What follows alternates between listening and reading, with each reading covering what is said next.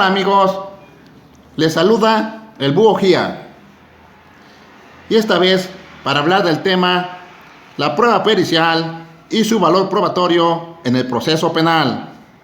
Y para ello contamos con la presencia del abogado Juan José Terrazas Tenorio, quien es uno de los integrantes del corporativo jurídico Gia Abogados y que actualmente también colabora en la barra hidalguense de estudios universitarios en la ciudad de Tulancingo, Hidalgo.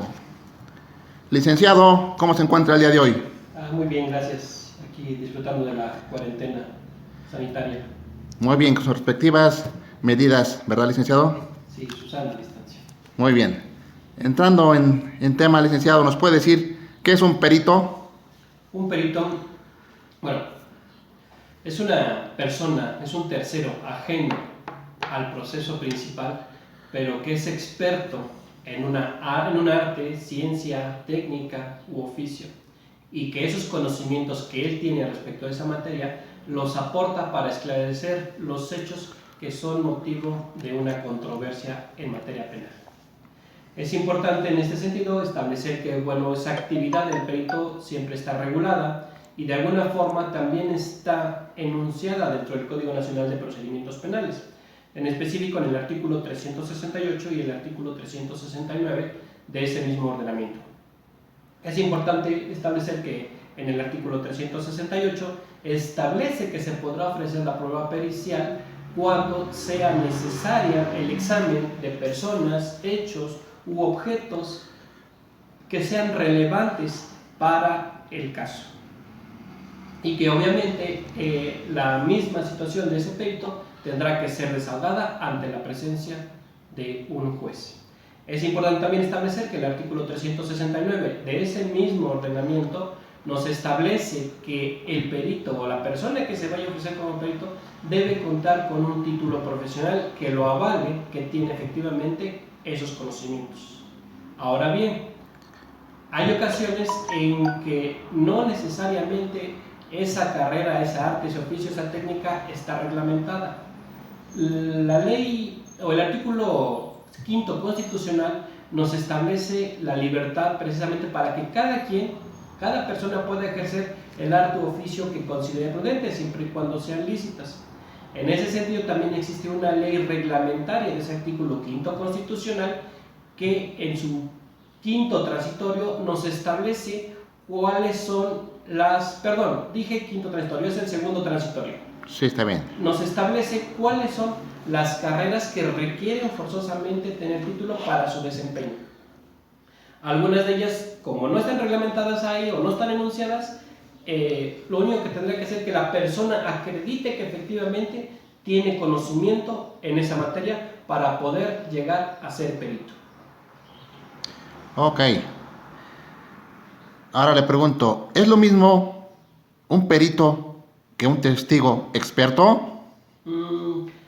Ese es un tema que se tendría que ver desde diferentes puntos de vista.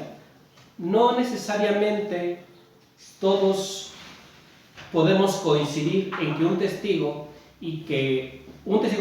experto y un perito sean la misma persona o sean la misma calidad. ¿Por qué razón? Porque dependerá mucho del país y del doctrinario que lo hable. ¿Por qué lo comento? En México, por ejemplo, el jurista Miguel Carbonell nos establece de que un perito y un testigo experto es lo mismo. Mas, sin embargo, habrá otros que nos establezcan de que no necesariamente es así. Hay incluso en la biblioteca digital del Consejo de la Judicatura Federal un compendio sobre el sistema acusatorio, y en el cual el tema se llama experiencias compartidas, y también ahí se desarrolla otro tema que dice el testigo experto y el valor probatorio de su testimonio, en donde dos jueces desarrollan ese tema. Uno de ellos es Edgardo Rivera García y el otro es Gustavo Agelpi, ambos puertorriqueños, y ellos manifiestan que testigo experto y perito en Puerto Rico es lo mismo. Lo mismo podríamos establecer o manejar en las leyes que manejan el sistema anglosajón, como en los Estados Unidos, Inglaterra y algunos otros países. Mas, sin embargo, para la gran mayoría de países de América Latina, testigo experto y perito son cosas distintas. Incluso en Colombia nos maneja que un testigo experto o perito técnico también lo llegan, o testigo técnico lo llegan a manejar allá, también contraviene o es distinto a la situación de un perito. En México podríamos, no ser reglamentado como tal, ni por la ley, ni por la jurisprudencia, respecto de si son la misma situación o no. Mas, sin embargo, es importante establecer lo que dice el artículo 369 del Código Nacional de Procedimientos Penales en su párrafo segundo, que nos establece que cuando una persona que es testigo, pero que aparte tiene conocimientos relacionados con el hecho que directamente presenció, se le podrá cuestionar respecto de esa capacidad. Mas, sin embargo, no es necesario que acredite tener ese conocimiento. Entonces, nuestro Código Nacional de Procedimientos Penales, de alguna forma, sí nos está dando una leve referencia de que un testigo experto y un perito podrán ser distintos, pero no está netamente reglamentado. Muy bien, muy claro, licenciado. Continuando, ¿nos puede usted decir entonces cómo aporta la información un perito en el proceso penal aquí en México? Bien, hay que recordar algunas situaciones. A raíz de que se reforma la Constitución Política en el año 2008, que esa publicación se llevó a cabo el 18 de junio, se hacen diversas expresiones por parte de los legisladores en la cual se tiene que obedecer o se tiene que llevar a cabo lo que se llama principio de inmediación. Ese principio de inmediación involucra que todas las pruebas, absolutamente todas las pruebas que se pretenda se desahoguen en un juicio, tienen que ser netamente percibidas por un juez. Entonces, para que la valoración, para que las pruebas, para que el perito aporte la información al proceso penal, tendrá que ser en dos momentos. Uno, cuando realiza su informe, y en su informe debe llevar un dictamen. Y dos, cuando esa información la vierte o la aporta al proceso penal en presencia de un juez. Entonces, primeramente, el perito deberá de realizar su informe para que ya sea Ministerio Público, defensor particular o defensor público, el asesor jurídico, vean, o incluso el imputado y la víctima, vean cuál es la información que aportó el perito, que tiene el perito en su poder, sea ahí donde ellos la perciban, y en su caso, si consideran que es información importante para el caso, ofrecerla para que se desahogue en un proceso penal. Ok, ahora bien, abogado, ¿nos puede decir a nuestro auditorio qué valor tiene entonces la información aportada por ese perito en un juicio o en un asunto penal, por favor? Bueno, las mismas reformas que se llevaron a cabo y que se publicaron el 18 de junio del 2008 en la Constitución Política de los Estados Unidos Mexicanos, nos estableció en el artículo 20 constitucional, apartado A, fracción segunda, que la valoración de las pruebas que realicen los jueces deberá de ser libre y lógica. Esto nos lleva a la aplicación de lo que en materia jurídica y en otras áreas también del conocimiento se maneja como sana crítica, que no es otra cosa que la unión entre la lógica y los conocimientos generales, la experiencia que pueda llegar a tener la persona. De ahí vienen otros conceptos que también se aplican o que son parte de la sana crítica, que son las máximas de la experiencia, las reglas de la lógica y los conocimientos científicos. Y podremos decir, bueno, ¿qué son las máximas de la experiencia? Pues no son otra cosa más que normas que se han generado por la misma interpretación de las personas en lo general. No se necesita ser docto en ninguna materia para poder llegar a tener máximas de la experiencia, pues toda persona sabe perfectamente cuáles son las cosas que son ciertas y cuáles son las personas que no. Para que cumpla con una máxima de experiencia tiene que ser todo cierto y no tiene que caber excepciones. ¿Por qué lo digo esto? Porque en alguna ocasión me tocó ver una resolución en la cual un juez, que no voy a decir su nombre, comentó en una resolución que las máximas de la experiencia nos dicen que una persona que tiene 16 años cursa el bachillerato. Esa no puede ser una máxima de la experiencia. ¿Por qué no puede ser una máxima de la experiencia? Porque admite excepciones.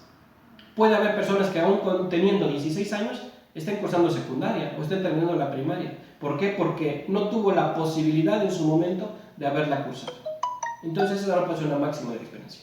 Tienen que ser verdades prácticamente universales sin necesidad de que hayan pasado por un procedimiento de conocimiento científico. Las reglas de la lógica todo el mundo las conocemos. Y a veces se basa en silogismos o en polisilogismos, o ya dependerá de muchas cuestiones, y sabemos perfectamente que son operaciones que de alguna forma nos llevan a inquirir qué cosa es y qué cosa no es cierto. Ahora bien, los conocimientos científicos que también referí, pues tienen que pasar ahora sí por las reglas de la lógica, y que muchos de ellos sí tienen que haber sido incluso ya establecidos en algún cuerpo jurídico, filosófico, de cualquier otra rama de la ciencia.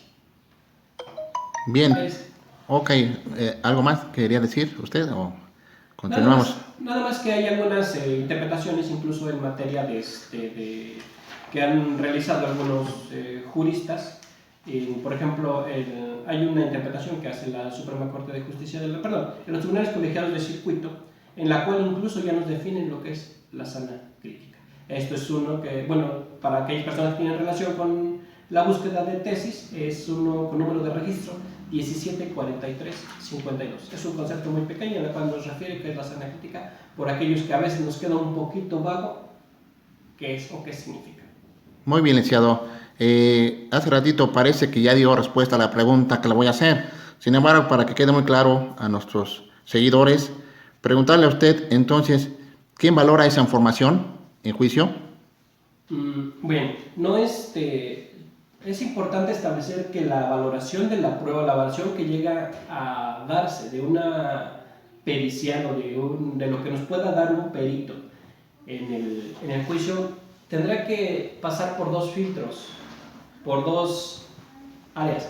La primera será cuando el perito llega a dar su información de manera directa ante quien se la solicitó.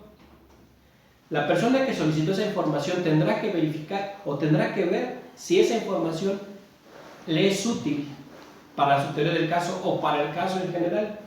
Y ya dependiendo de eso, tendrá que, en su caso, el Ministerio Público, el asesor jurídico o quien haya solicitado esa prueba o incluso su contraparte, verificar si le es útil esa para juicio, y en el juicio ya valorará o ya será valorada por un juez. Ese juez tendrá que realizar netamente esa valoración, como ya lo dije, aplicando los principios de la sana crítica. Es correcto, abogado. Finalmente, ¿qué consejo puede dar usted, para aquellos que desean ser perito? ¿Qué les puede decir a estos muchachos que hoy nos están viendo, nos están escuchando y que les interesa el tema? ¿Qué consejo les puede dar usted de manera muy concreta para aquellos muchachos que quieren ser peritos? Pues únicamente que tengan amor a la carrera y que se preparen día con día.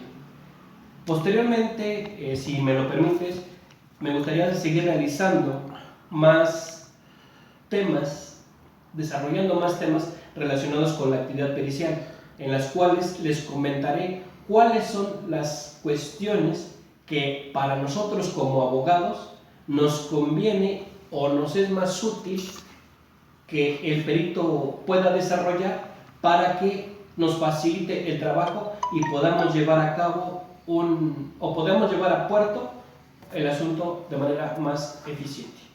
Por el momento solamente que tengan amor a la actividad que realizan y que se preparen día con día. Licenciado, usted no necesita pedir permiso, esta es su casa, usted lo sabe. Cuando guste volvemos a hacer otra entrevista. ¿Ok? Pues muy bien. Muchas gracias por la entrevista, abogado. Y a ustedes, amigos, quédense en casa por el bien de todos. Y si desean, se toque algún tema en especial de derecho, háganlo saber en nuestras redes sociales, para que lo hagamos como en el caso del día de hoy. Muchas gracias, abogado, y a ustedes hasta la próxima. Hasta pronto.